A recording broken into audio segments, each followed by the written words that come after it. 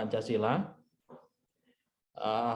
Bapak Ibu hadirin yang berbahagia, puji syukur kepada Tuhan Yang Maha Esa pada kesempatan siang hari yang sangat indah ini.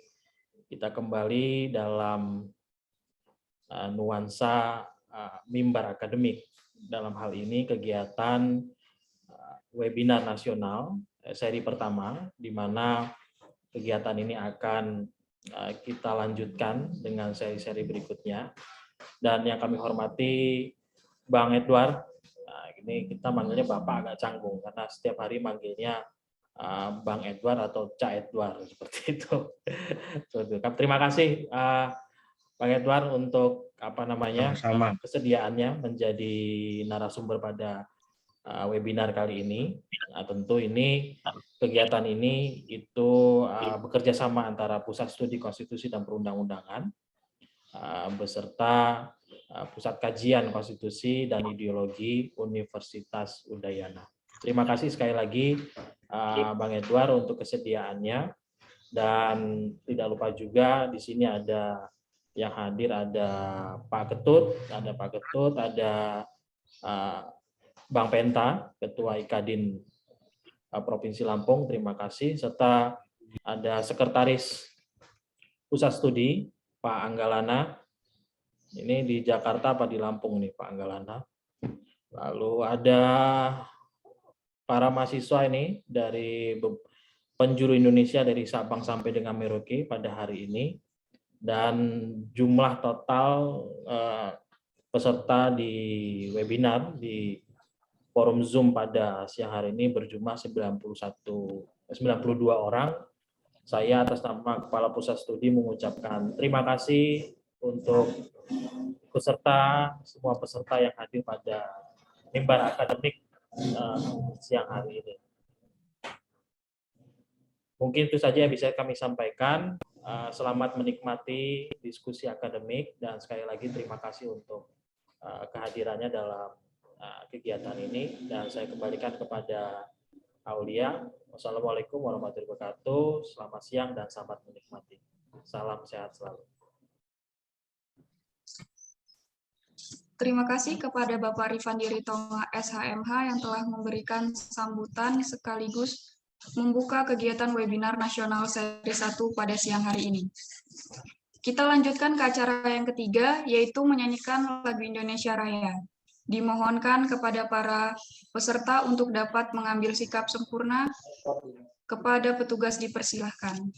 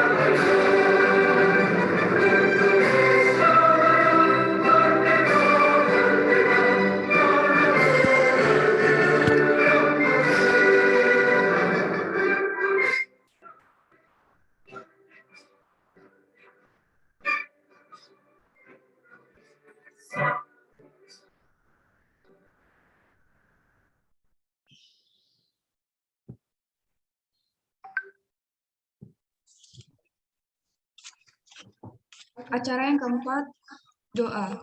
Marilah sama-sama kita berdoa agar diberikan kelancaran pada kegiatan webinar siang hari ini. Berdoa menurut agama dan kepercayaan masing-masing. Berdoa mulai.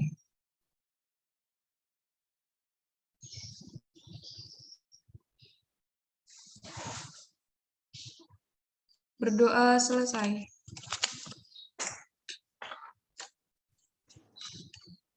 Acara selanjutnya yaitu penyampaian materi yang akan disampaikan langsung oleh narasumber kita.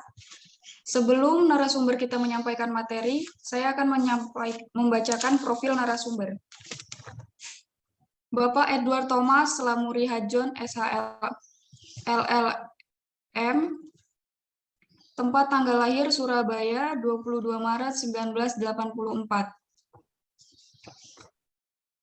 S1 di Universitas Erlangga, lulus pada tahun 2006. S2 di University Utrecht, lulus tahun 2008. Bapak Edward Thomas Lamuri Hajon SHMH, yaitu sebagai Kepala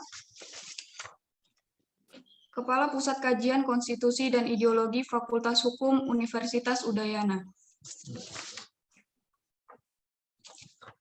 Sebelum penjelasan lebih lanjut yang akan disampaikan oleh narasumber, saya akan menyampaikan pengantar yang berkaitan dengan tema webinar kita pada siang hari ini.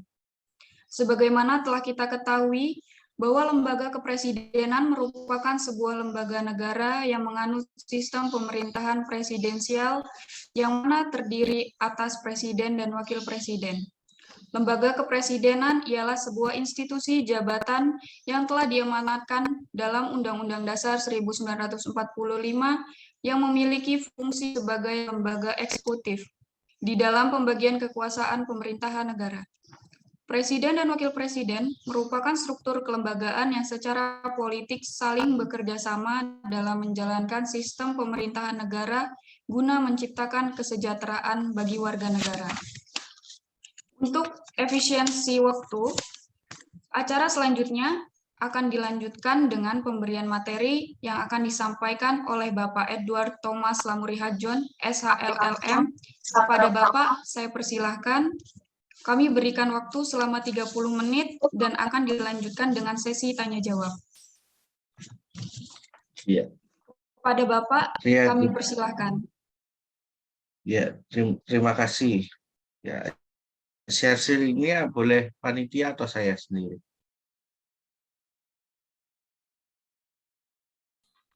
Ya.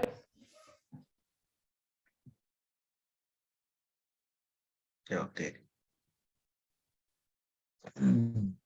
Nah, selamat sore yang terhormat, yang saya hormati Pak Fandi ya, Mas Fandi saya biasa panggil ya. Jadi ceritanya sore hari ini tuh saya ditembak langsung sama Mas Fandi ya. Padahal kita sedang ngobrol-ngobrol santai, ketawa ketiwi, hahaha ya. Tiba-tiba ayo jadi pembicara. Kira-kira topik apa yang pas gitu kan. Kalau saya ada Mas Fandi begini nih, saya mau menjelaskan ya bagaimana sebetulnya Mas Fandi sendiri selesai ini urusan kan begitu. Ya, baik. Sore hari ini saya ucapkan selamat datang juga kepada rekan saya juga yang terhormat Pak Ketut Suardita. Kemudian tadi ada Ketua Ijadin Lampung ya, Pak Fandi ya. Kemudian beberapa adik-adik mahasiswa ya luar biasa. Ini banyak sekali buat saya juga makin deg-degan dalam menyampaikan materi ya. Nah, sebisanya saya sampaikan ya, tentang lembaga kepresidenan. Ya, kenapa saya memilih ini? Karena seperti kita ketahui beberapa hal yang Indonesia alami itu ya sepertinya kalau kita bertanya-tanya kenapa presiden ini sepertinya memiliki kewenangan yang sangat luar biasa ya. Nanti dalam penjelasan ini akan saya paparkan sedikit ada dua permasalahan tentang lembaga kepresidenan. Nah, untuk awalnya ya untuk membicarakan lembaga kepresidenan ini perlu kita sampaikan yang pertama, next slide please, bahwa kita harus melihat pada sistem pemerintahan yang ada di Indonesia. Ya. Nah, kalau kita telusuri secara sejarah ataupun secara historis ya, kita lihat dulu pada Undang-Undang Dasar 1945 yang pertama, ya itu kenapa saya sebutkan di sana itu adalah sistem yang sendiri atau sistem tersendiri. Ya karena kemudian kalau kita lihat apakah itu presidential heavy ataupun legislative heavy, mereka semua tidak menunjukkan hal tersebut. Ya, kalau kita telusuri dalam Undang-Undang Dasar yang paling pertama ya sebelum perubahan itu kita melihat pada sistem pemerintahan itu kita melihat ada yang namanya kedaulatan rakyat itu dilaksanakan sepenuhnya oleh MPR. Jadi apakah kemudian sistem di pemerintahan di Indonesia pada tahun tersebut itu adalah sistem yang presidensial ataukah kemudian parlementer, kita tidak bisa menyebut itu presidensial ya, karena juga kalau kita lihat dalam sejarahnya itu sekali lagi ya presiden bertanggung jawab kepada MPR ya, yang mana kemudian ada istilah GBHN ya pada zaman itu, dan kemudian presiden harus melaksanakan semua kegiatan pemerintahan berdasarkan garis-garis besar haluan negara, yang mana kemudian isu tersebut kemudian muncul sekarang. Nah, namun saya pada hari ini tidak akan membahas isu tentang GBHN tersebut ya. Ya, pada intinya saya lebih fokus pada kewenangan daripada lembaga kepresidenan ini seperti apa. Kemudian saya lanjutkan bahwa dalam Konstitusi RIS 1949 sistem pemerintahan kita parlementer. Ya. Kemudian tahun UDS tahun 1950 kita juga suara saya terdengar ya, itu adalah parlementer, dan kemudian pada tahun 99 kemudian pada saat amandemen itu, kemudian amandemen 1 sampai dengan keempat ya, Undang-Undang Dasar Negara Republik Indonesia ya itu kemudian menganut sistem presidensial ya.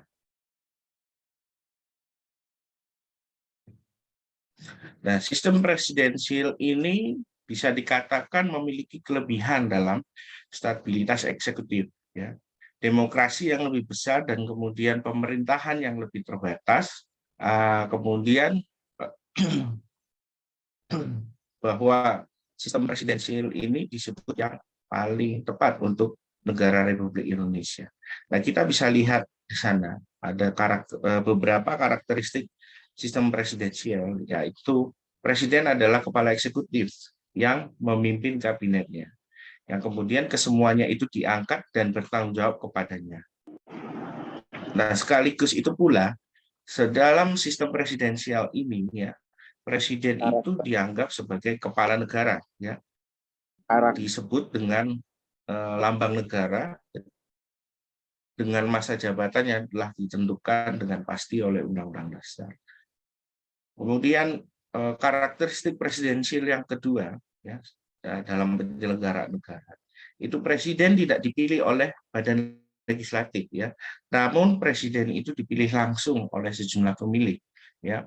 Oleh karena itu walaupun kewenangannya kalau dilihat kewenangan yang sekarang itu ada kewenangan pembentukan undang-undang, namun sejatinya presiden itu lembaga presidensial itu bukanlah sebuah lembaga legislatif. Yang ketiga, karakteristik yang ketiga, ya, itu ada presiden tidak bertanggung jawab kepada badan legislatif dan tidak dapat dijatuhkan oleh badan legislatif. Ya, namun hal ini kalau kita cermati dalam Undang-Undang Dasar, bukan presiden itu kemudian dijatuhkan oleh legislatif, tapi mekanisme pemaksulan presiden itu ada dalam mekanisme melalui putusan Mahkamah Konstitusi. Ya. Yang keempat, sebagai imbangannya juga, ya presiden kemudian tidak dapat membebankan badan legislatif. Nah, ini yang dialami dalam perubahan Undang-Undang Dasar kita, ya, yang secara umum sebetulnya presidensial ini memiliki tiga kelebihan, ya, yaitu yang pertama, pada sistem pemerintahan presidensial bisa dibilang stabilitas eksekutif itu didasarkan pada masa jabatan presiden. Berbeda dengan sistem pemerintahan parlementer, ya, di mana posisi eksekutif sangat tergantung pada dukungan parlemen. Ya. Kemudian yang kedua, ya, kelebihan yang kedua dalam sistem presidensial itu adalah pemilihan kepala pemerintahan oleh rakyat dapat dipandang lebih demokratis daripada pemilihan tidak langsung. Ini masih karakteristik, ya. Jadi karakteristik kelebihan daripada presidensial itu ada 3. Ya. Kemudian yang ketiga itu adanya pemisahan kekuasaan, ya, yang berarti pemerintahan itu dibatasi perlindungan kebebasan individu atas tirani pemerintah. Nah, ini yang perlu kita garis bawahi. Nah, namun saya mengutip pendapat Nimatuda, ya, ada sekurangnya 3 juga, ya, yang namanya kekurangan daripada sistem presidensial ini, yaitu adanya konflik eksekutif legislatif yang bisa berubah menjadi jalan buntu. Dan kemudian yang kedua itu adalah kekakuan temporal yang diperburuk oleh ketentuan bagi wakil presiden yang menggantikan presiden secara otomatis jika presiden itu berhalangan. Yang ketiga, sistem ini berjalan di atas aturan, ya, dasar aturan yang mana pemenang itu menguasai semua. Ya. Yang kemudian kecenderungan politik demokrasi ini bisa dilihat atau dipandang sebagai sebuah permainan dengan semua potensi konfliknya. Pendapat Nimatuda. Nah, terlepas daripada kelebihan maupun kekurangan, ya, perlu saya sampaikan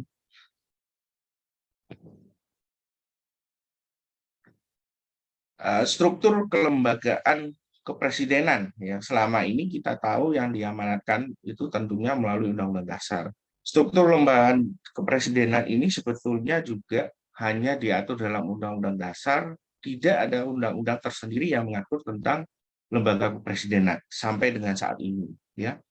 Oleh sebab itu ada anggapan bahwa Undang-Undang Dasar 1945 ini adalah eksekutif heavy, ya. Namun dengan penyesuaian yang sekarang pada masa sekarang ini, kemudian eksekutif heavy itu kemudian tidak lagi jadi eksekutif heavy, yang kemudian diimbangi dengan kekuatan daripada legislatif maupun yudisial. Kalau kita cermati dalam perubahan Undang-Undang Dasar yang sudah kita lampaui sampai dengan 4 kali, ya, struktur kelembagaan kepresidenan ini bisa saya yang sudah saya telusuri ini terletak dalam susunannya terletak dalam bab 3, ya, tentang kekuasaan negara, Undang-Undang Dasar Negara Indonesia 1945, dan kemudian di bab 5 tentang Kementerian Negara. Nah, kita cermati dari pasal 6. Kenapa saya memulai dari pasal 6 bukan pasal 4, ya? Karena untuk mengisi jabatan itu kita harus diisi dulu, ya, oleh pasal 6A Undang-Undang Dasar Negara Republik Indonesia tahun 1945 yang dimulai dari ayat 1 sampai dengan ayat 4-nya, ya. Kalau ayat 1 itu bagaimana kemudian caranya presiden itu dipilih menurut Undang-Undang Dasar, dan kemudian dari mana presiden ataupun wakil presiden itu dicalonkan itu oleh partai politik, ya. Nah, kemudian baru kemudian saya menuju ke bawah ke dalam pasal 4, yaitu dalam menjalankan pemerintahannya, ya, presiden itu dibantu oleh 1 orang wakil presiden. Nah, ini saya mulai menggambarkan struktur kelembagaan kepresidenan ini. Kemudian next slide, ya. Kalau digambarkan lebih jelas lagi, ya, sebetulnya kelembagaan struktur kelembagaan presidenan, next slide tolong. Di sini ada presiden dan wakil presiden. Ya, jika digambarkan demikian. Nah, kemudian di dalam pasal 16 Undang-Undang Dasar Negara Republik Indonesia tahun 1945 itu ya diberikan kewenangan oleh Undang-Undang Dasar yaitu untuk membentuk yang namanya Dewan Pertimbangan Presiden. Apa saja kerja daripada Dewan Pertimbangan Presiden itu tentunya kita bisa lihat dalam Undang-Undang Nomor 19 ya tahun 2006. Selain daripada itu, presiden ataupun wakil presiden dibantu oleh Kementerian Negara. Ya. Dan kemudian ada struktur yang lainnya lagi, yaitu adalah kantor staf presiden. Dan yang terakhir, itu presiden bisa membentuk yang namanya utusan khusus presiden, staf khusus presiden, dan staf khusus wakil presiden. Nah, kalau kita perhatikan, hubungan di sini ada dua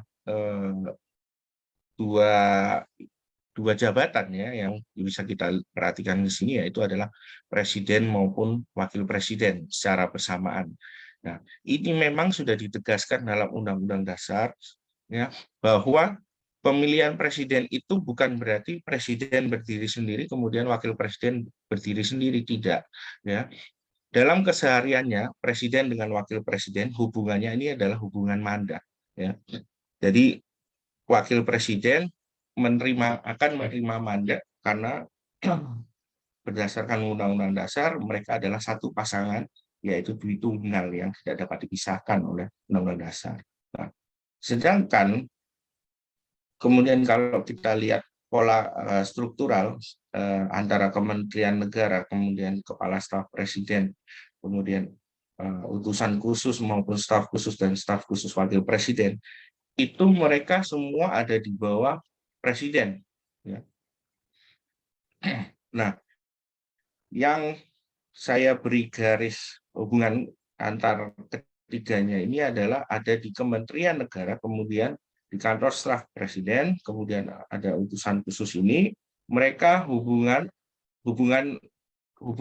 dengan Kementerian Negara ini berhubungan selalu harus berkoordinasi dengan yang namanya Kementerian Sekretariat Negara. Ya.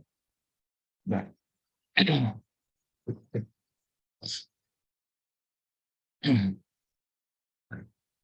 ini kalau kita melihat pada dasar hukum struktural ini yang secara langsung diberikan oleh Undang-Undang Dasar, yaitu hanya Dewan Pertimbangan Presiden maupun Kementerian Negara. Nah, dan kedua sisanya yaitu adalah kantor staf presiden maupun utusan khusus presiden ini dibentuk oleh presiden melalui produk hukum yang dimiliki oleh presiden, yaitu dengan peraturan presiden. Nah, itu bisa kita telusuri melalui peraturan presiden tahun 2015, kemudian ada Perpres nomor 56 tahun 2020 ya, itu sampai tahun 2020.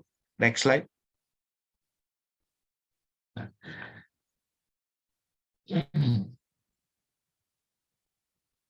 Nah, berdasarkan struktur kelembagaan tersebut, ya, kemudian saya mulai bergeser pada kekuasaan presiden. Kita lihat bahwa kekuasaan presiden itu diatur dalam pasal 4 ayat 1 Undang-Undang Dasar Negara Republik Indonesia tahun 1945.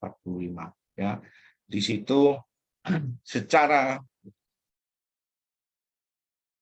tertulis ya dalam pasal berikutnya ya, kekuasaan presiden yang dimaksudkan dalam pasal 4 ayat 1 Undang-Undang Dasar Negara Republik Indonesia ini bisa berupa kekuasaan presiden sebagai kepala pemerintahan maupun sebagai kepala negara.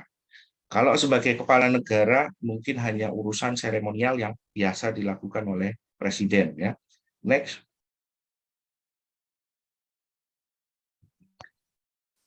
Kekuasaan presiden sebagai kepala pemerintahan itu kalau kita perhatikan dalam pasal 4 ayat 1 Undang-Undang Dasar, ya, kekuasaannya seperti apa? Ya. Kalau kita bicara kekuasaan itu berarti kekuasaan itu adalah hak yang diberikan untuk lembaga negara tertentu. Ya. Dan kemudian dalam memenang itu ada hak dan kewajiban. Ya. Nah, kalau kita bicarakan kekuasaan itu apakah sama dengan wewenang, ya, jawabannya itu adalah kekuasaan itulah yang melahirkan sebuah wewenang.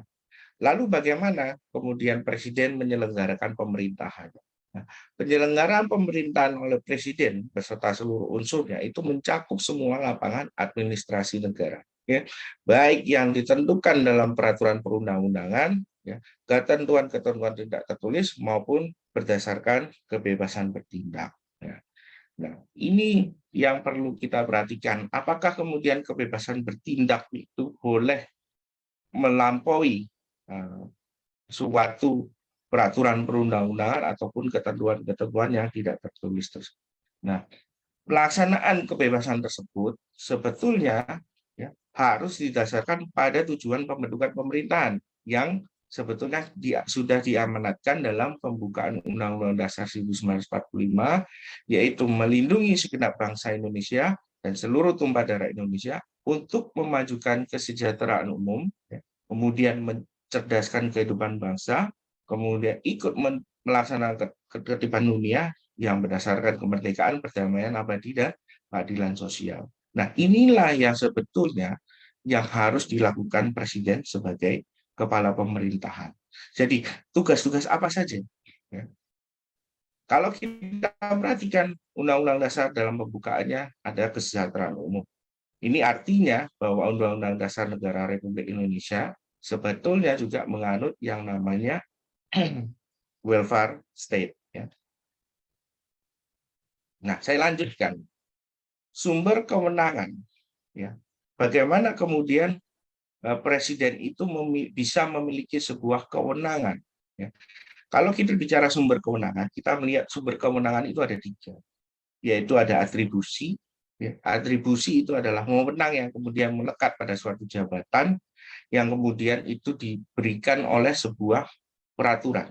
Nah, wewenang atribusi ini diciptakan terlebih dahulu, baru kemudian presiden itu dapat melaksanakan kewenangannya. Kalau tanpa adanya sebuah kewenangan atribusi, maka presiden tersebut sejatinya tidak dapat melakukan sebuah kewenangan ataupun melaksanakan kekuasaannya. Kemudian yang kedua, sumber kewenangan yang kedua itu adalah sumber kewenangan delegasi, yaitu pemindahan atau pengalihan suatu kewenangan yang ada. Di mana kita bisa lihat nanti sebentar lagi akan saya tunjukkan kewenangan-kewenangan delegasi tersebut. Nah, kemudian sumber kewenangan yang ketiga itu adalah sumber kewenangan mandat yang sama sekali tidak ada pengakuan pemindahan atau pengalihan tangan kewenangan. Nah, ini yang saya sampaikan tadi seperti hubungan antara presiden dengan wakil presiden. Kalau kemudian bagaimana hubungan antara menteri, kementerian, dan staf presiden maupun staf khusus presiden, ya itu mereka diberikan kewenangan ya oleh presiden, ya. Kemudian tanggung jawabnya ada di si yang menerima kewenangan tersebut. Artinya itu adalah kewenangan yang didelegasikan oleh presiden. Namun kemudian tanggung jawabnya itu harus kepada presiden. Kalau kita lihat selanjutnya di dalam pasal 5 ayat 1 sampai dengan pasal 24C ayat 3 ya, berbagai macam kewenangan presiden bisa kita mulai dari pasal 5 ayat 1, yaitu presiden mengajukan rancangan undang-undang kepada DPR. Pasal 5 ayat 2, presiden menetapkan peraturan pemerintah untuk menjalankan undang-undang. Nah, ini salah satu contoh bentuk kewenangan delegasi yang dimiliki oleh presiden. Jadi presiden memiliki kewenangan untuk menetapkan sebuah peraturan pemerintah. Kemudian peraturan pemerintah itu digunakan untuk menjalankan undang-undang sebagaimana mestinya. Hingga sampai dengan pasal 24C yang saya telusuri ayat 3, ya, di mana kewenangan presiden itu salah satunya, kewenangan lain daripada presiden itu juga menetapkan misalnya anggota komisi yudisial, kemudian anggota Mahkamah Konstitusi. Nah, jika kita perhatikan Itu kan yang bisa dilakukan oleh Indonesia, oleh negara, oleh pemerintah. Ada perusahaan asing. Sekarang ya. Next slide. Sektor pendidikan, pertahanan. Kenapa saya kak yang dapat dari kemana? Ya masnya saya najur atau kemana? Suara yang lain ada terdengar ya. Saya lanjutkan aja. Jadi kalau kita sampai saya lupa sedikit. Jadi kalau kita perhatikan kekuasaan presiden sebagai kepala negara itu terletak dalam pasal 10 sampai dengan pasal 15 Undang-Undang Dasar Negara Republik Indonesia. Ya kurang lebih kekuasaan presiden sebagai kepala negara ini bentuknya tugasnya adalah tugas yang berupa seremonial ya. Next slide. Ya.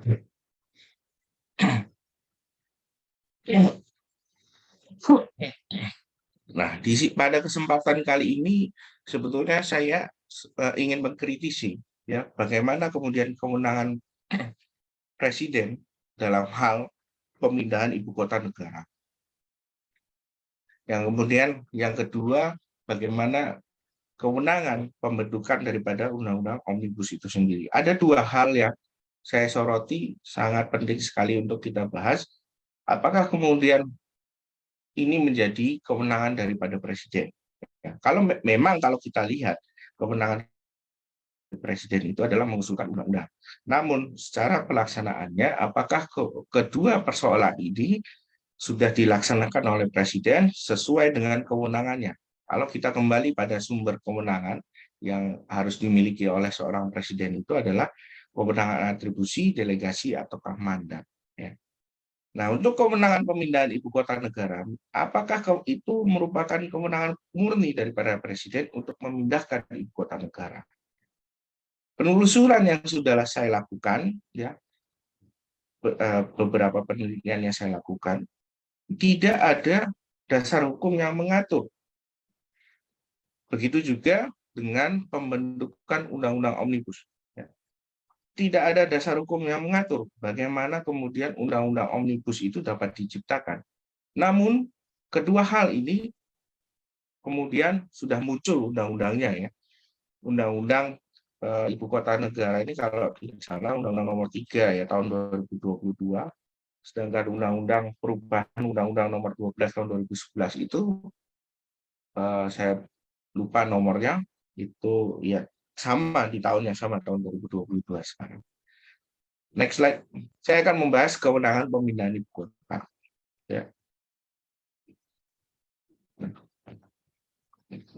Kalau kita perhatikan fakta hukum daripada pemindahan ibu kota negara, ya, itu dimulai di awal tahun 2019, ya, pasca sidang kabinet dikeluarkanlah sebuah wacana untuk melakukan pemindahan ibu kota. Ya. Kemudian tiba-tiba di pidato kenegaraan 17 Agustus ya biasanya pidato kenegaraan tahun 2019 Jokowi menyampaikan demikian. Pada kesempatan yang bersejarah ini dengan memohon ridho Allah Subhanahu wa Ta'ala, dengan meminta izin dan dukungan dari Bapak Ibu anggota Dewan yang terhormat, para sesepuh dan tokoh bangsa, terutama dari seluruh rakyat Indonesia, dengan ini saya mohon izin untuk memindahkan ibu kota negara kita ke Pulau Kalimantan. Ya. Selanjutnya, fakta selanjutnya yang terjadi itu adalah pada tanggal 23 Agustus tahun 2019, ya, Presiden mengirimkan surat Presiden nomor R34/Pres/8/2019 kepada Dewan Perwakilan Rakyat Republik Indonesia, ya, perihal penyampaian hasil kajian dan permohonan dukungan pemindahan ibu kota. Nah, surat tersebut diterima dan dibacakan dalam sidang paripurna DPR RI pada tanggal 27 Agustus 2019 di Jakarta, ya, yang kemudian rencana pemindahan IKN tersebut dimuat dalam RPJMN keempat tahun 2020 sampai tahun 2024 yang dituangkan dalam bentuk Perpres nomor 18 tahun 2020. Undang-Undang IKN baru diundangkan pada tanggal 15 Februari 2022. Nah, kalau kita melihat pada fakta ini, ya, fakta bahwa pemindahan ibu kota sudah direncanakan sebelum adanya suatu kewenangan yang dimiliki oleh presiden. Ya. Kalau kita telusuri dalam Undang-Undang Ibu Kota Negara, ya, sebelum perubahan ini, ya, tidak ada satupun ketentuan yang menyebutkan bahwa ibu kota negara ini dapat dipindahkan, ya, atau tentang siapa yang berhak untuk memindahkan ibu kota negara ini.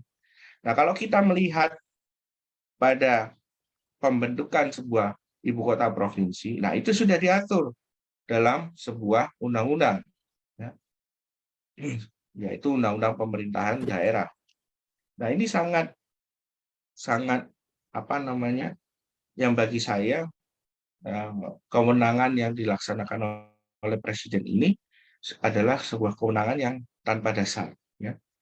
Tidak juga sebuah kewenangan atribusi yang dimiliki oleh presiden, ya. Tidak juga sebuah kewenangan delegasi, tidak juga sebuah kewenangan yang mandat, ya. Nah, kalau kita bicarakan apakah ini adalah sebuah kebijakan. Next slide, ya. Kebijakan, kalau kemudian saya dasarkan pada pendapat Profesor Ngurah Waira Chandra almarhum, ya, kebijakan pemerintah itu bentuknya adalah peraturan, Legislative, yaitu berupa penjabaran peraturan perundang-undangan, yang mana bentuknya bisa dua, bisa diskresi atau delegated legislation. Nah, ukuran daripada diskresi itu ada Rekmatkheid, pasti ada dasar hukumnya. Baru setelah itu berdasarkan Dolmatkheid, tujuan apa dia mengeluarkan sebuah kebijakan. Nah, kalau kita melihat pada kebijakan pemindahan ibu kota negara, walaupun itu kemudian didasarkan pada suatu kewenangan diskresi, ya, apakah kewenangan pemindahan ibu kota ini sudah ada dasar hukumnya terlebih dahulu? Kan belum. Ya. Kalau kemudian hanya didasarkan pada Dolmatkheid, nah ini berarti itu menyalahi sebuah kebijakan atau kebijakan diskresi. Ya, kewenangan bebas seorang presiden itu pun sendiri itu juga terbatas yang namanya pada suatu peraturan perundang-undangan. Kemudian saya lanjutkan sedikit bahwa kebijakan itu adalah langkah-langkah atau strategi pemerintah untuk mencapai suatu tujuan. Kebijakan hukum kalau kita bilang itu adalah sebuah policy rules, berarti kita bicara instrumen hukum.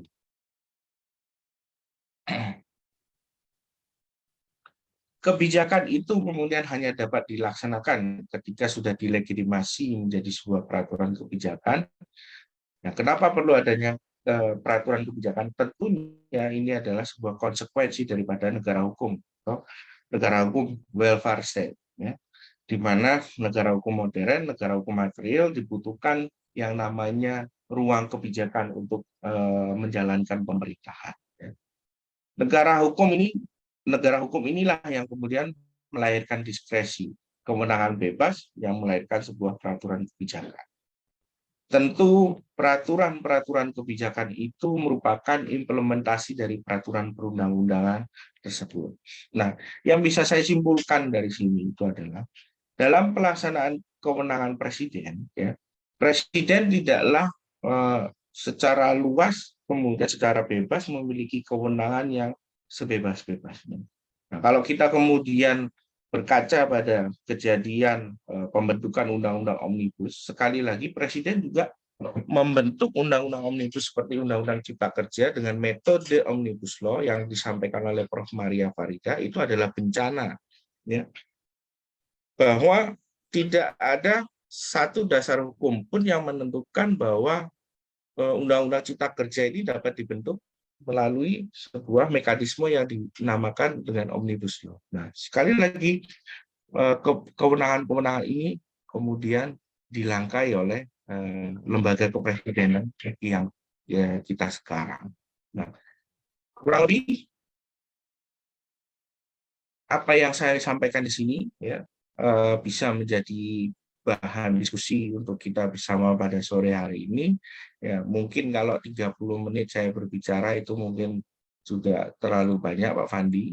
Nah, ini marilah kita buka ruang diskusi untuk mendiskusikan apa yang bisa kita ambil dari pelajaran tentang lembaga kepresidenan. Sekian yang bisa saya sampaikan. Terima kasih. Waktunya saya kembalikan ke MC.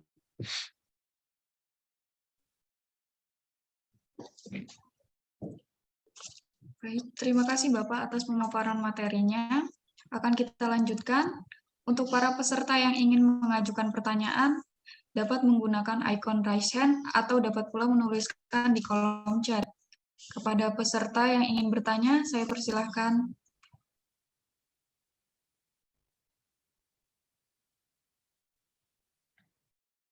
Kayaknya 20 menit ya saya ngomong ya. Enggak ya? Biasanya dikasih diwaktuin sama Mas Fandi.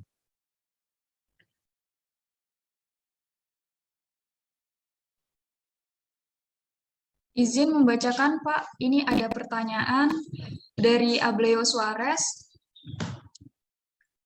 Dalam program pemindahan ibu kota negara yang diinisiasi oleh pemerintah pusat, apa landasan paling mendasar yang menjadi acuan pemerintah untuk memindahkan ibu kota negara? Kalaupun alasannya karena Jakarta sudah terlalu sesak atau Pulau Jawa pada umumnya, mengapa pemerintah tidak mengembangkan daerah lain menjadi daerah perekonomian? Bukankah ada banyak negara yang gagal saat mereka memindahkan ibu kota negara? Langsung saya jawab atau gimana? Baik, Pak. Mungkin itu pertanyaannya. Bisa langsung dijawab. Oke, terima kasih Leo. Ya, hal yang paling mendasar tentunya banyak hal ya yang harus dipertimbangkan oleh pemerintah ketika kemudian hendak memindahkan ibu kota ya. Ya tentunya memang sudah banyak negara ya, beberapa contohnya juga ada juga bahwa negara-negara yang maju pun juga bisa gagal dalam memindahkan ibu kota. Nah, yang paling penting itu adalah kewenangan untuk memindahkan ibu kota negara itu harus ada dulu. Jadi sebelum presiden itu menyampaikan dalam pidato kenegaraannya, ya, itu presiden harus buat undang-undangnya dulu, ya, mengajukan kepada DPR. Nah, kenapa harus melalui proses yang demikian? Ya? Karena DPR ini adalah wakil rakyat. Ya. Wakil rakyatlah yang kemudian menentukan apakah kemudian Indonesia ini perlu mengadakan sebuah kebijakan yang demikian. Ya. Jadi pada intinya itu harus dibentuk undang-undangnya terlebih dahulu, ya, baru kemudian presiden boleh, ya, berhak, ya, entah bagaimana caranya, yang kemudian harus menyampaikan hasil kajiannya tersebut, ya, baru kemudian ibu kota negara itu boleh dipindahkan. Bukan saya bilang tidak boleh untuk dipindahkan ya, tapi ibu kota negara itu adalah berbeda ya, tentunya konsepnya dengan ibu kota provinsi ya. Banyak misalnya banyak komponen lembaga negara yang kemudian berkantor di ibu kota negara ya.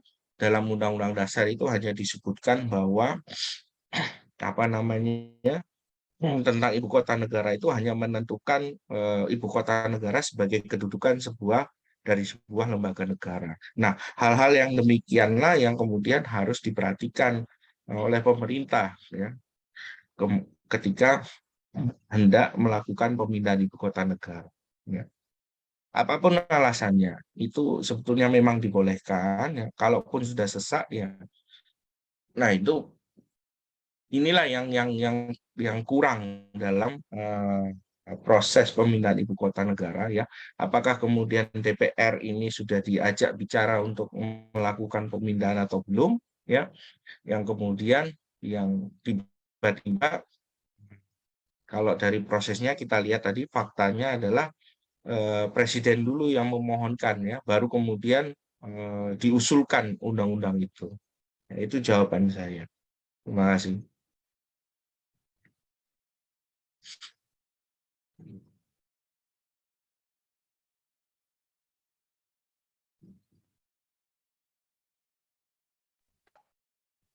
Baik, dipersilakan untuk peserta yang lain yang ingin bertanya, bisa menggunakan icon raise hand atau langsung menuliskan di kolom komentar, kolom chat.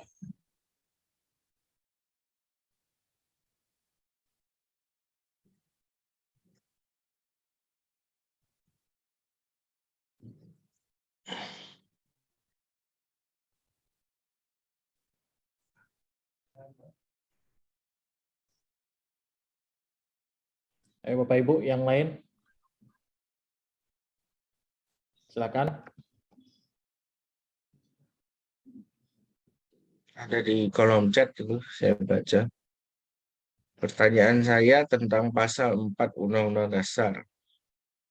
Lebih luas mana wewenang Presiden sebagai kepala pemerintahan atau kepala negara dalam menjalankan tugasnya? Ya, seluas-luasnya kewenangan Presiden menjalankan ya,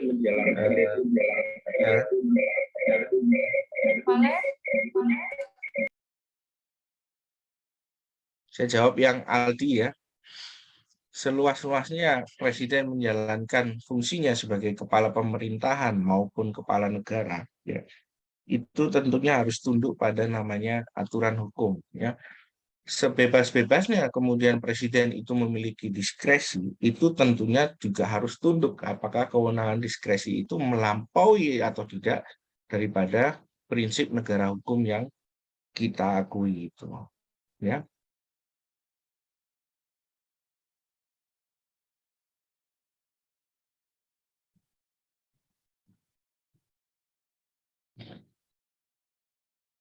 Kemudian di situ saya baca ya, ada dari Ableo Suarez lagi. Ya, sebelumnya saat wacana pemindahan IKN, undang-undang belum diusulkan. Apakah di dalam kaitan ini Presiden melanggar kewenangannya, Pak? Ya, itu melampaui wewenang. Ya. Jadi mekanisme yang seharusnya itu terjadi dibuat undang-undangnya terlebih dahulu, ya ternyata tidak dilakukan hal itu. Ya. Namun ada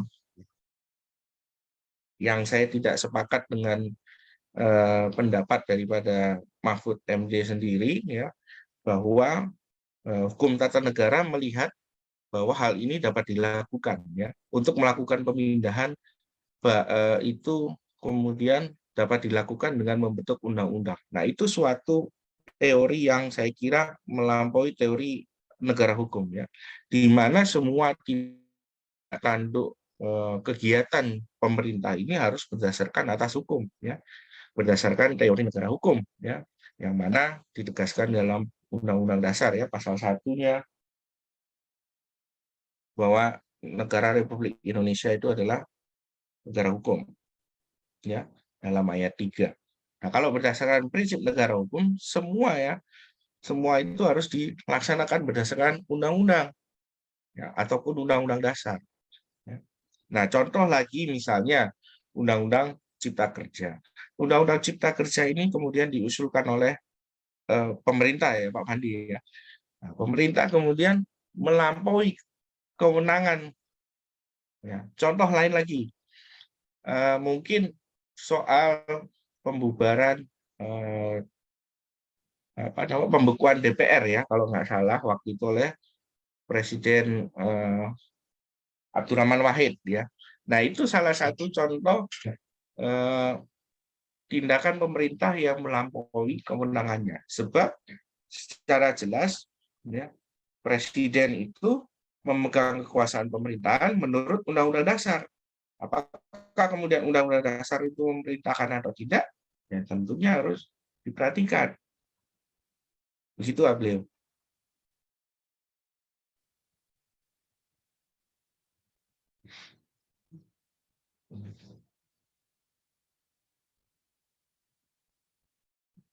Kemudian Yeni Saskia. Nah, ini pertanyaan bagus, ya. Saya Yeni Saskia dari Institut Agama Islam Negeri Palopo. Apakah rakyat Indonesia memiliki hak untuk menolak pemindahan ibu kota negara, khususnya masyarakat Kalimantan Timur tersebut jika mereka tidak menyetujui jika ibu kota pindah di provinsi tersebut. Nah, hak rakyat untuk menolak itu sebetulnya ada di legislatif. Jadi ketika kemudian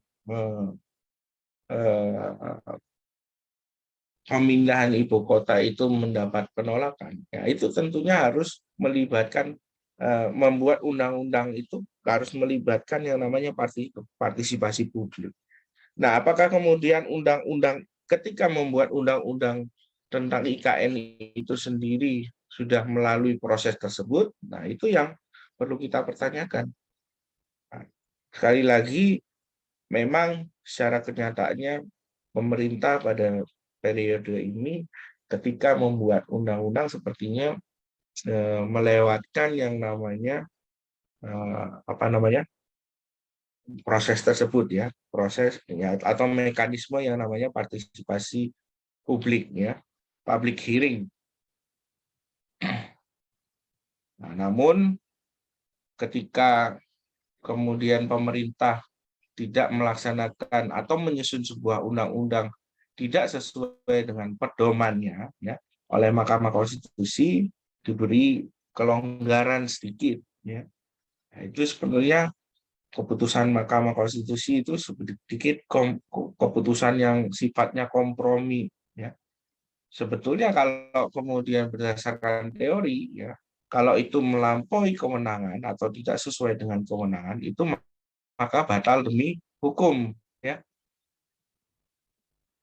Sebuah tindakan dilaksanakan tidak berdasarkan kewenangannya ya. Nah, itu tadi kita harus melihat kewenangannya, kewenangan atribusikah, kewenangan delegasikah, kemudian kewenangan mandatkah, seperti itu.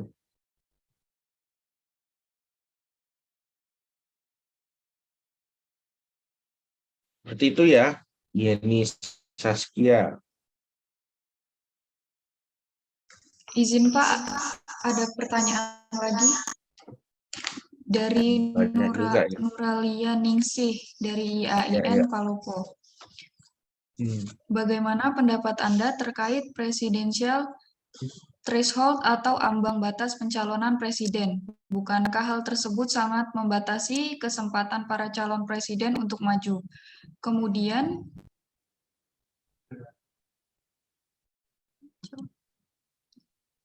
dengan adanya hal tersebut juga membuat terciptanya arogansi kekuasaan di DPR. Apakah Bapak setuju dengan penerapan presidensial threshold tersebut? Baik, terima kasih. Ini sedikit bergeser ya dari lembaga kepresidenan, kemudian bicara pemilu. Hajar aja nggak nih Pak Fani? Ya, oke. Nah, jadi ya memang yang terjadi, yang saya contohkan dua kasus ini itu adalah sebagai akibat adanya presidensial threshold. Ya. Suka tidak suka harus diakui bahwa akibat daripada presidensial threshold ini, seperti kata Prof. Nimatul Huda itu sendiri ya, kalau ada satu kelemahan tentang sistem presidensial itu adalah bahwa winner takes all ya. Jadi semua dipegang oleh pemenang. Nah, ini bagi saya memang pendapat saya sendiri ya, ini terserah mau disampaikan ke presiden apa enggak. Ya. Bahwa presidensial threshold itu tentunya memiliki kekurangan yang demikian ya, bahwa pembinaan IKN ya, kalau kemudian tidak ada yang namanya oposisi dalam sebuah lembaga legislatif ya, itu semua yang diajukan oleh presiden itu akan masuk semua, bukan begitu ya Pak Fandi ya? Akan lolos semua, itu sudah pasti, karena yang menjadi lembaga yang menduduki legislatif itu sendiri itu adalah si partai pemenang pemilu. Yang partai pemenang pemilu adalah maksudnya partai pemenang pemilihan presiden dan wakil presiden. Bukan bukan suatu hal yang harus ditutupi bahwa kenyataannya demikian ya, yang terjadi arogansi antara lembaga kepresidenan dengan lembaga legislatif ya. Mereka sama-sama ya, ini dalam hal kalau macam-macam ya, kalau misalnya dalam pemilu itu berbagai sistem itu memiliki kelebihan dan kekurangannya sendiri. Nah, tapi memang yang saya lihat hasil penelitian saya itu sendiri juga bahwa presidensial threshold ini juga sangat berbahaya ketika dalam tubuh legislatif itu tidak ada yang namanya oposisi ya. Kalau presidensial threshold itu membatasi kesempatan calon presiden untuk maju, saya kira tidak. Tetapi efeknya itu lebih pada jalannya pemerintahan itu sendiri ya. Demikian.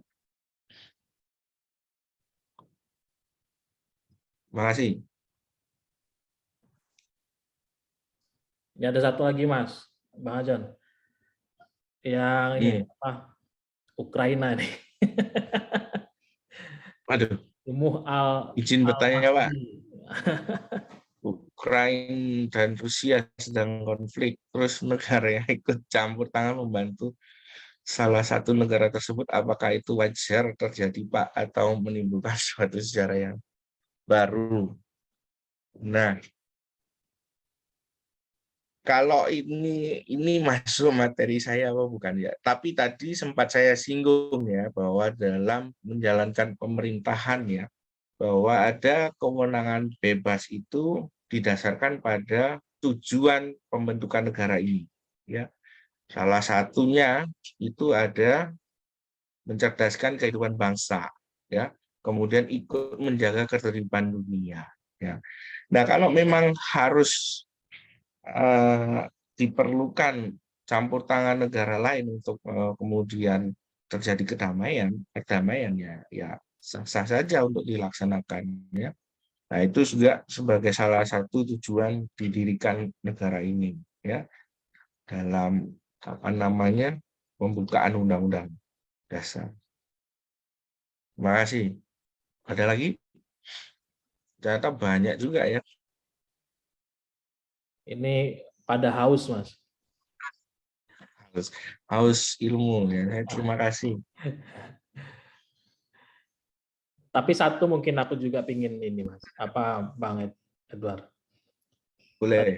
Disampaikan mungkin bahwa kewenangan presiden itu ada yang berdasarkan kepada undang-undang dasar, ada yang berdasarkan undang-undang, dan ada kewenangan yang diciptakan sendiri oleh presiden melalui peraturan presiden. Nah, berarti kan mungkin para peserta juga bisa melihat bahwa sebenarnya tidak ada pembatas daripada kewenangan presiden ini sendiri. Bahwa kewenangan yang dimiliki oleh DPR sebagai legislatif itu juga ternyata dimiliki oleh presiden. Dalam hal contohnya misalnya berkaitan apa yang sudah disampaikan oleh Bang Edward, mengajukan undang-undang dan lain sebagainya. Bahkan dalam ciri khas trias politika juga pun, dalam hal pengangkatan hakim, Mahkamah Konstitusi juga presiden memiliki peluang untuk mengusulkan seperti itu. Nah, berarti saya ingin bertanya juga ini berkaitan dengan haluan GBHN atau mungkin ketetapan mengembalikan kepada bahwa misi visi presiden itu adalah seperti yang disampaikan Bang Edward tadi, bahwa mensejahterakan tapi dengan menggunakan standar yang nantinya tidak terkesan bahwa ganti presiden ganti juga kebijakan. Nah, ini tanggapannya seperti apa Bang Edward? Ya, terima kasih Mas Pandi. Memang kalau kemudian ada gagasan bahwa GBHN itu harus ada, saya kurang sepakat dengan hal itu ya, bahwa GBHN sendiri secara kenyataan juga sudah dihilangkan ya melalui amandemen kurang lebih ketiga atau keempat ya, di amandemen ketiga ya, bahwa GBHN itu dirasa juga kemudian tidak diperlukan lagi ya, karena segala tindak tanduk pemerintahan itu dilaksanakan menurut Undang-Undang Dasar.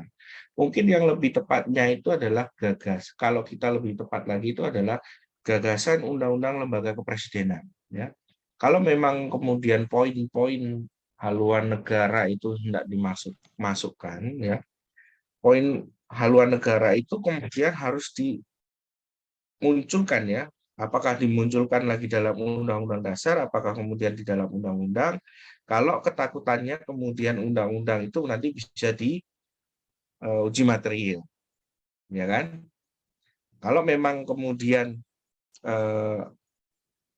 sebetulnya tidak perlu GBHN lagi ya sebetulnya. Undang-undang dasar kita ini sudah cukup ya. Kalau kita search ya, kalau kita teliti ya, misalnya kita teliti ya, ada nggak sih garis-garis besar haluan negara lain seperti itu?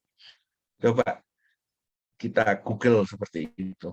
Yang namanya garis-garis besar haluan negara itu adalah undang-undang dasar itu sendiri. Ya, jadi saya kira tidak perlu lagi kemudian menentukan haluan negara itu seperti apa. Ya, haluan negara ini kan sudah jelas tercantum dalam pembukaan Undang-Undang Dasar. Ya, sejauh mana kemudian presiden itu dapat melaksanakan kekuasaan pemerintahan ya sejauh diatur atau tidak dalam Undang-Undang Dasar. Oleh sebab itu, kalau kita bicara GBHN ataupun kewenangan presiden ataupun lembaga negara yang ada sekarang, itu sebaiknya memang kita melakukan sebuah perubahan Undang-Undang Dasar, ya, perubahan secara menyeluruh. Nah, nggak bisa kita bilang tiba-tiba ini nanti disisipkan di mana. Nah, kalau kemudian dengan metode amandemen yang dilakukan oleh Amerika itu ya, metode amandemen perubahan undang-undang dasarnya ada dua. Ya, jadi metode amandemen dan kemudian metode perubahan secara keseluruhan. Nah, kalau Amerika lebih memilih amandemen. Amandemen itu dengan cara menyisipkan sebuah ketentuan ke dalam ketentuan yang sudah ada. Nah, cara yang kedua itu adalah perubahan secara global, perubahan besar Undang-Undang Dasar. Nah, yang saya setujui itu adalah perubahan Undang-Undang Dasar secara menyeluruh. Ketika kita hendak memasukkan kepentingan atau ketentuan pokok-pokok haluan negara ini dalam sebuah Undang-Undang Dasar. Jangan sampai kemudian kita hanya berpikir bagaimana cara membatasi kekuasaan presiden itu dengan kemudian memasukkan ganti presiden kemudian ganti kebijakan. Ya tentunya setiap presiden kan perlu ada visi dan misi. Tetapi kan sejauh ini kalau kita perhatikan sebetulnya Undang-Undang Dasar itulah yang disebut dengan pokok-pokok haluan negara. Pokok-pokok haluan negara kita di mana? Ya ada dalam Undang-Undang Dasar. Sehingga perlulah kalau memang kita memerlukan hal demikian, marilah kita melakukan perubahan Undang-Undang Dasar itu secara menyeluruh. Ya. Saya berpegang teguh pada pendapat Soekarno bahwa Undang-Undang Dasar 1945 itu adalah Undang-Undang Dasar sementara. Jadi gini, kayak gini tuh kalau ganti nama habis berapa kali lah hadir ganti itu join bentar aja SS ke grup mana hadir. Jadi saya lanjutkan ya. Jadi Undang-Undang Dasar kita itu sebetulnya sebelum amandemen ini adalah Undang-Undang Dasar sementara. Kan ini Undang-Undang kilat, Undang-Undang Dasar kilat. Dalam 2 hari langsung jadi Undang-Undang Dasar. Bagaimana mungkin dalam 2 hari itu kemudian Undang-Undang Dasar ini kemudian diberlakukan di negara di dalam kondisi negara yang sekarang? Kan tidak mungkin. Nah seharusnya seingat saya pada tahun ketika MPR itu ketuanya itu adalah Amin Rais, ya, kebetulan ayahanda saya itu kan sebagai salah satu pionir dalam hukum administrasi. Beliau bersama rekan-rekan yang lain, ahli hukum administrasi dan ahli hukum tata negara, sudah menolak yang namanya perubahan Undang-Undang Dasar pada saat itu. Ya, karena perubahan Undang-Undang Dasar pada tahun amandemen yang pertama dilakukan itu dikhawatirkan adalah perubahan yang terburu-buru. Inilah yang kemudian hasilnya itu sendiri, coba kalau kita perhatikan 4 daripada Undang-Undang Dasar ini kemana? Hilang. hilang begitu saja, tidak ada yang menggantikan. Ya ini tentang Dewan Pertimbangan Agung. Tiba-tiba sudah langsung masuk dalam bab 5, Kementerian Negara. Ini undang-undang dasar kita ini nggak karu-karuan. Ini isinya seperti itu. Jadi ketika dibutuhkan sebuah ketentuan pokok-pokok haluan negara, silakan, tapi lakukanlah dengan proses perubahan yang menyeluruh, tidak dengan proses perubahan secara amandemen. Jadi demikian Mas Wandi.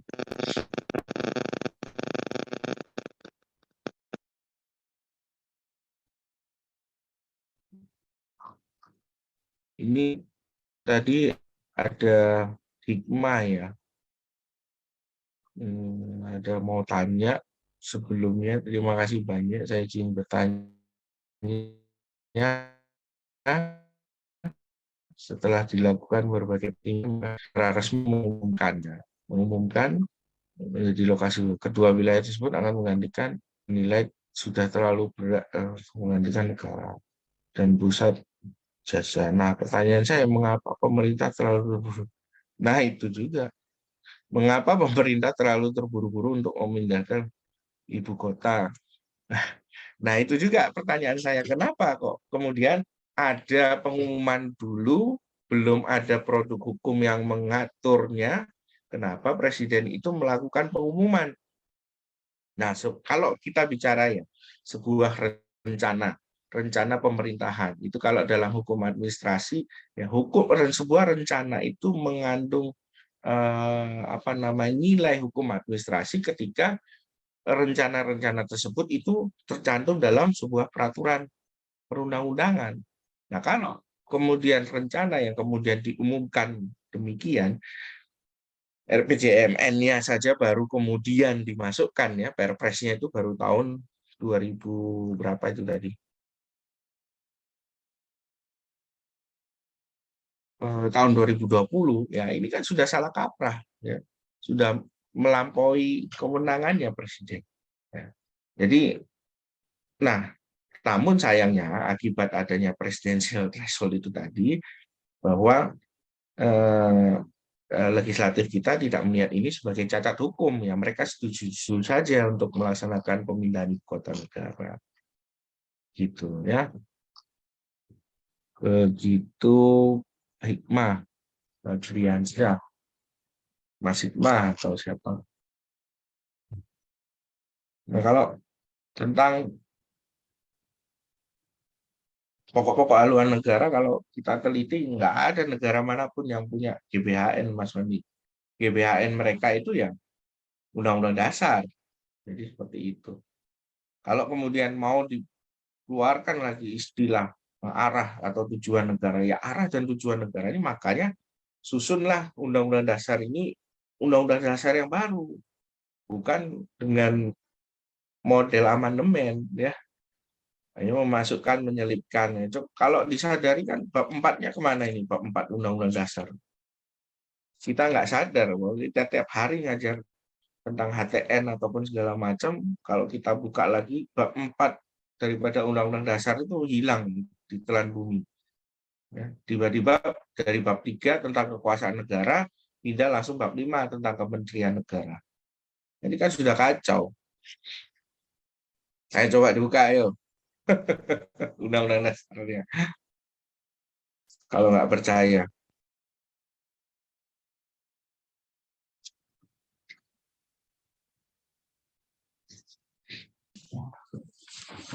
Sekian, Mbak siapa ini? Mbak cantik ini siapa namanya? Asisten peneliti ini. Aulia.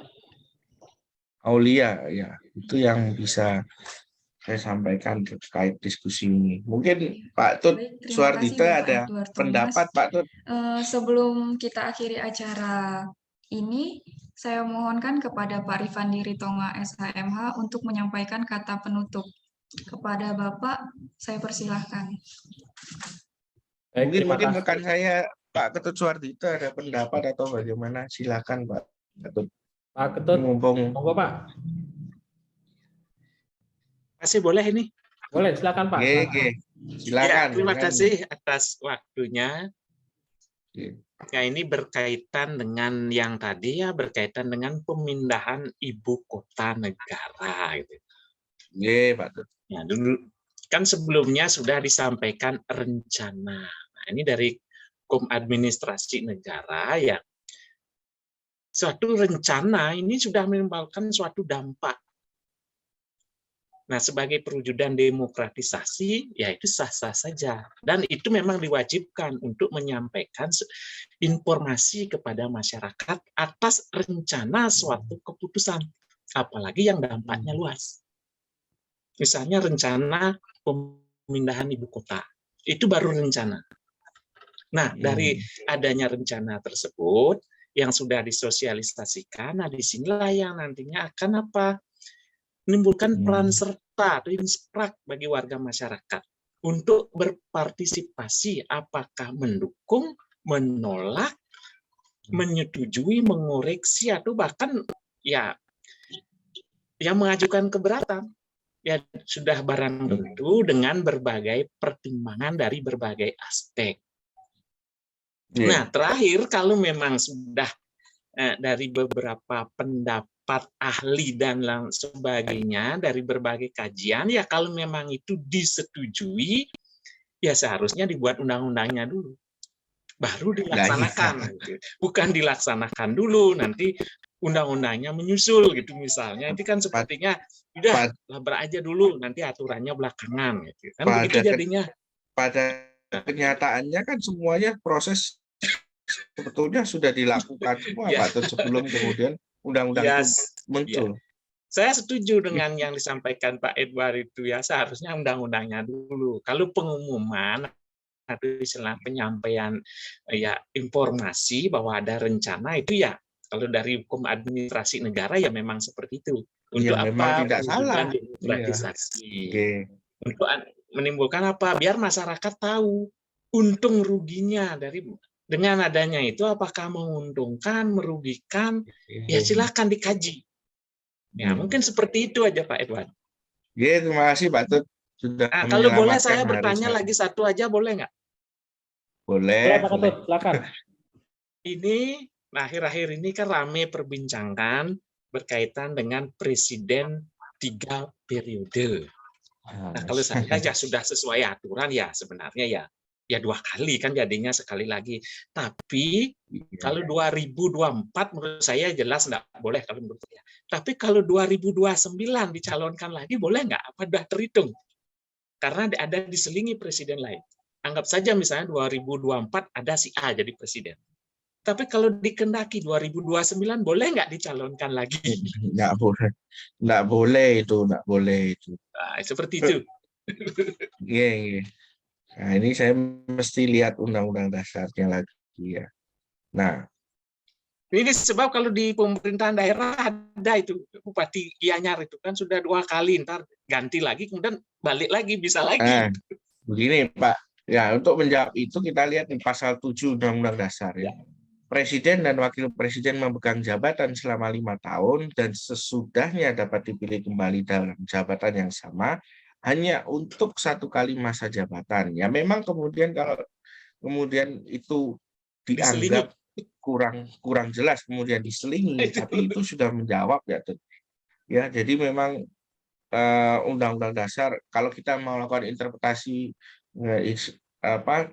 menurut tujuannya ya kita melihat bahwa pembatasan pencalonan itu hanya 2 kali ya, 2 kali masa jabatan. Ya Undang-Undang Dasar sudah jelas, jangan ditambah-tambahin lagi, jangan diselingi. Habis itu boleh lagi. Wah, ini kayaknya kok kayak nggak ada presiden lain. Itu yang bahaya. Ya memang bahayanya kalau nggak ada haluan negara, memang bahayanya itu tadi memang bahwa ganti presiden, ganti kebijakan. Nanti kemudian ganti presiden lagi, misalnya oposisi yang naik, pindah lagi. Karena ada presiden seperti yang sekarang ini, ibu kota dipindahkan lagi, ini bisa. Nah ini yang bahaya. Maka itu pembatasan daripada kewenangan presiden itu harus lebih jelas, kan gitu. Nah sebetulnya secara teori kalau orang belajar hukum administrasi maupun hukum tata negara ya, itu semua kewenangan itu kan sudah ada dasar hukumnya kan begitu, Pak. Ya, maupun itu kewenangan bebas pun itu juga harus tidak melampaui, kalau menurut Prof. Nyoman Suyatno pun tidak melampaui yang namanya prinsip negara hukum itu sendiri, kan demikian. Nah, tapi yang ada akibat daripada presidensial threshold itu tadi, tidak ada yang kemudian yang menyaingi, kan seperti itu. Hilang ini daya saingnya, kontrol daripada pemerintahan yang sekarang. Saya kira itu kelemahan-kelemahan yang ada sekarang. Terima kasih, Pak Tut. Iya, terima kasih Pak Edward. Nanti di rumah selesaikan lagi. Boleh. Di kampus kita selesaikan. Terima kasih, Pak Tut. Yuk. Baik, terima kasih Pak Ketut. Bapak Ya. Ibu hadirin yang saya cintai dan saya sayangi dalam webinar nasional kali ini. Terima kasih untuk Bang Edward. Sama-sama. Perlu diinformasikan kembali lagi bahwa dalam webinar ini tidak lepas daripada peran para sponsor-sponsor yang dalam hal ini bisa kami sebutkan. Ada Limantara Associate, lalu ada pengelola jurnal konstitusi, dan ada Ikadin DPD Lampung yang turut juga untuk mensponsori daripada webinar kali ini. Terima kasih Bang Terima Penta kasih untuk banyak. sponsornya. Terima kasih para Terima sponsor. kasih. Seperti itu. Dan terima kasih Pak Ketut, Bang Edward, sehat selalu. Bapak Ibu sekalian yang sudah bergabung bersama kami kembali. Dan mungkin juga nanti kita akan bertemu dengan Bang Edward di kesempatan-kesempatan berikutnya, tentu dengan topik dan tema yang berbeda. Mungkin nanti akan ditambah dengan Pak Ketut. Itu Gimana Bang beri Edward? apa? Akan memberikan apa? Akan memberikan materi-materi berikutnya, seperti itu. Ini Pak Suwartito juga bisa diundang ya kan? Ya, Banyak rekan-rekan. ya. Mungkin itu saja yang bisa disampaikan. Mungkin Bang Edward ada closing statement untuk akhir ini sebelum kita Closing statement ya. Ya, silakan. Ya, pemerintah kalau mau menjalankan pemerintahan itu belajar hukum dulu lah. Jangan semena-mena ya. Ya Pak Penta ya. Jadi kayaknya semua pejabat negara kita ini perlu yang namanya pendidikan hukum agar dalam melaksanakan kebijakan, membuat sebuah kebijakan itu tidak lari kemana-mana. Itu aja sih pesan saya. Ya, terima kasih. Baik, terima kasih Bang Edward dan semua para peserta webinar. Mungkin itu Aulia yang bisa disampaikan. Sekali lagi terima kasih. Untuk webinar-webinar berikutnya, nanti kita informasikan kemudian. Silakan Aulia. Baik, Bapak, terima kasih. Terima kasih kepada Bapak Edward Thomas Lamuri Hadjon, SHLLM, yang telah memberikan pemaparan materi dalam kegiatan webinar ini. Serta saya ucapkan terima kasih kepada Bapak Rifandi Ritonga, SHMH, dan para peserta yang telah mengikuti webinar ini sampai dengan selesai.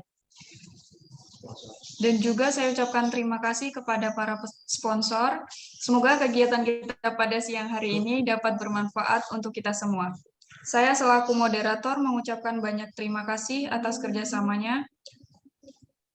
Apabila dalam penyampaian kata-kata ada yang tidak berkenan, kepada Allah saya mohon ampun.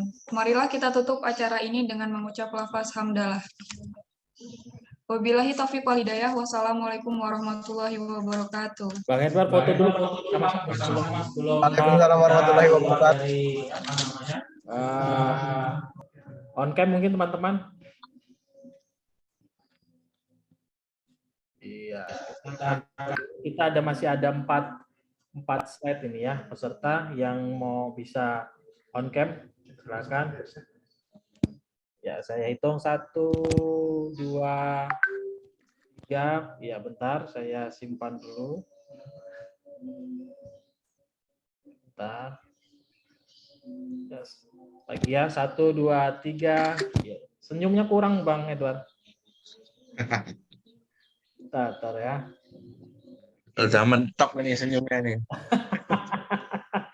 Baik, sudah Bapak Ibu, terima kasih. Terima kasih. Sampai Selamat berjumpa sore. kembali, sehat selalu. Bang Edward, Yo. Pak Penta, Pak Ketut, semua Ya, teman-teman, mahasiswa. silahkan. Nanti sertifikat akan langsung di email. Terima kasih. Luar biasa ini sampai 90-an tadi ya. Thank you Bang Edward. Yuk, saya pamit live dulu ya. Terima kasih. siap. Ya, izin Ketut. live dulu. Oke, Pak Ketut.